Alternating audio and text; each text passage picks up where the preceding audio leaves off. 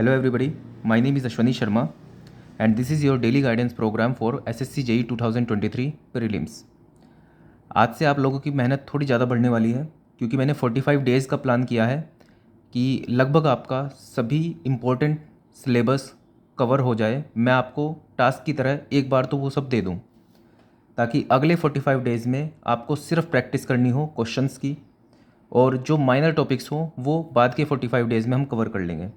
तो थोड़ी ज़्यादा मेहनत करनी है, आज से थोड़ा ज़्यादा टाइम निकालना है पढ़ाई के लिए, थोड़ा कम डिस्ट्रैक्ट होना है। सब आपके हाथ में है, मेहनत आपको करनी है। मैं आपको गाइड कर सकता हूँ, सभी इम्पोर्टेंट चीज़ें आपके सामने रख सकता हूँ। आपको चूज़ करने के लिए भी मेहनत नहीं करनी है कि क्या चीज़ इम्पोर्टेंट है, सिलेबस में क्या है और क्या चीज़ ज़्यादा पूछी जाती है। वो सब मेरे एक्सपीरियंस के ऊपर छोड़ दो आप, मैं आपको वो सब बता रहा हूँ, बस उसको रिलीजियसली फॉलो करो और सिलेबस कंप्लीट करते हुए चलो। तो आज आपको history, geography, polity, physics, chemistry, bio और इकोनॉमिक्स, इसके मैं 25-25 क्वेश्चन दे रहा था आपको ब्लैक बुक से। आज एक बारी में सारे ख़त्म कर लो। टॉप 100 क्वेश्चन जो हैं इन सभी सब्जेक्ट्स के कवर कर लो। दिमाग में ऐसे आ सकता है आप लोगों के, जैसे एक क्वेश्चन टॉप 100 में से चंद्रगुप्त मौर्य का हो सकता है, एक क्वेश्चन गवर्नर जनरल का हो सकता है, एक क्वेश्चन महात्मा गांधी से रिलेटेड हो सकता है, तो कहीं लिंक नहीं बन रहा है। एक क्वेश्चन हड़प्पा का हो सकता है, तो आपको याद करते हुए ऐसा लगेगा कि लिंक कहीं नहीं बन रहा है। तो आपको अभी वो 100 क्वेश्चन याद कर लेने हैं, उसके बाद लिंक मैं बना दूंगा आपके। जब मैं आपको नोट्स में से पढ़ने के लिए दूंगा तो आपके लिंक अपने आप ही बन जाएंगे। अभी आपको बस दूर दूर के डॉट्स बनाने हैं, बाद में कनेक्ट उनको कैसे करना है वो मैं आपको करवा दूंगा। अभी मेरे कहने से आप ये टॉप 100 क्वेश्चन याद कर लो। टॉप 100 क्वेश्चन में से लगभग 60-70% आपको याद हो जाने चाहिए। कुछ याद नहीं भी हो तो वो आप बार बार पढ़ोगे तो याद हो जाएंगे। एटलीस्ट आपको रीडिंग तो मारनी है टोटल। और ये टॉप 100 क्वेश्चन वही हैं जो 6 बार, 7 बार, 8 बार इस तरह से रिपीट हुए हुए हैं एसएससी जेईई में या फिर अलग अलग एग्जाम में। तो ये आपको करने हैं। ये आपको कहाँ मिलेंगे? ये आपको ब्लैक बुक में मिल जाएंगे, हिंदी वाली ब्लैक बुक में भी मिल जाएंगे, इंग्लिश में भी मिल जाएंगे। और ये ब्लैक बुक मैंने अपने टेलीग्राम चैनल द सिविल बंदा पे अपलोड की हुई है। साथ में आपको इसी वीडियो के डिस्क्रिप्शन सेक्शन और पिन कमेंट में भी मिल जाएगी, तो वहाँ से आप इनको कर लोगे। बायोलॉजी के भी मैंने अपलोड कर दिए हैं, किसी एक बच्चे ने मेरे को भेज दिए थे वापस से, जो पेज मिसिंग थे उन सबको मैंने अपलोड कर दिया है। तो आज आप इनको कंप्लीट कर लोगे बिल्कुल मेहनत करके। तो जीके का पार्ट आपका आज का ये रहेगा। अब कुछ दिन से बाद से मैं करंट अफेयर भी ऐड करने वाला हूँ। तो मेरे पास मेरे खुद के नाम से कोई टेस्ट सीरीज़ नहीं है, द सिविल बंदा के नाम से ऐसे कोई टेस्ट सीरीज़ नहीं है, लेकिन मैं आपको बेस्ट रिकमेंड करता हूँ। तो मेरे हिसाब से, ताकि अगर सभी बच्चों के पास सेम टेस्ट सीरीज़ होगी तो मैं सभी को डायरेक्टली उनमें से टेस्ट दे सकता हूँ और उसी टेस्ट सीरीज़ में से मैं आप लोगों को टास्क दे सकता हूँ।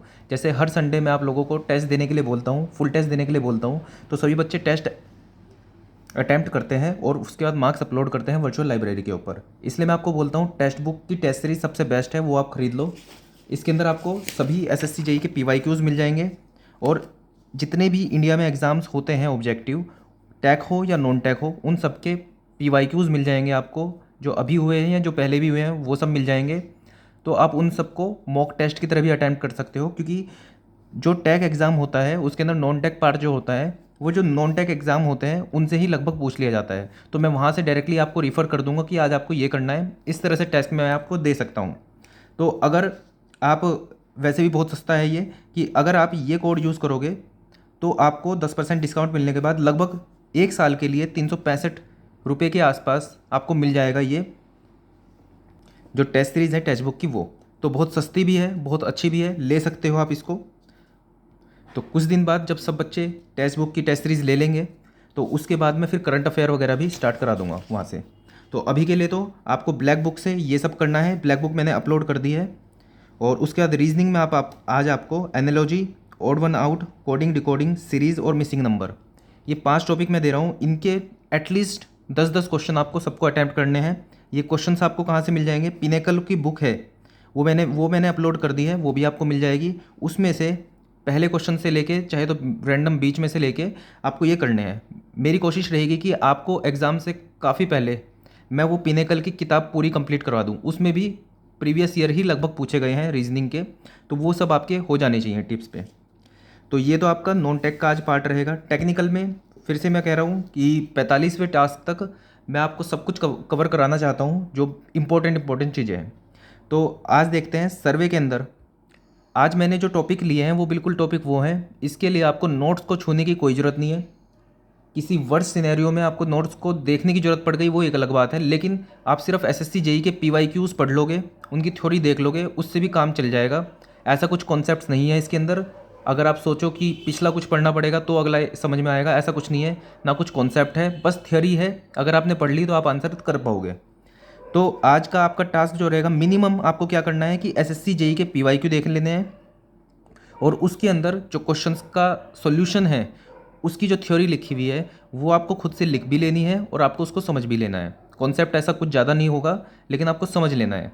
ठीक है, ये आपका मिनिमम टास्क है आज। और मैक्सिमम आप क्या कर सकते हो कि जो आपका चैप्टर मैं आपको दे रहा हूँ उसको एक बार नोट से भी देख लोगे, अच्छी बात रहेगी। लेकिन ये मिनिमम तो आपको करना है। तो आपको सर्वे में और ये आपको कहाँ से करना है, ये लिमिटेशन है आपके साथ कि आपको एक ही जगह से करना है। वो है IES मास्टर की एसएससी जेई पीवाईक्यू। अगर आपके पास नहीं है तो आपको PDF उसकी अवेलेबल हो जाएगी बिल्कुल इस वीडियो के पिन कमेंट में ही या फिर टेलीग्राम ग्रुप पे। बाकी मैं आपको रिकमेंड करूँगा कि ख़रीद लो उसको, फिजिकल कॉपी आपके पास होनी चाहिए, ज़्यादा स्पीड बढ़ेगी आपकी उससे, क्योंकि हर चीज़ PDF में नहीं कर पाओगे आप। और जब तक नहीं है तब तक यहाँ से काम चला सकते हो आप फ्री में ही। तो सर्वे में आप चैप्टर 9 और चैप्टर 10 प्लेन टेबल सर्वेइंग और कंटूर्स, ऐसा कुछ भी कॉन्सेप्ट नहीं है। सीधा थ्योरी देखो, समझो, याद करो, रटो, लिखो, बार बार इस तरह से ही करना है। प्लेन टेबल सर्वेइंग और कंटूर्स, अगर आपने इसको पढ़ा हुआ एक बार तो क्वेश्चन आएगा, कर दोगे। नहीं पढ़ा हुआ होगा तो कितना ही दिमाग लगा लोगे, कितने कॉन्सेप्ट लगा लोगे, क्वेश्चन नहीं कर पाओगे।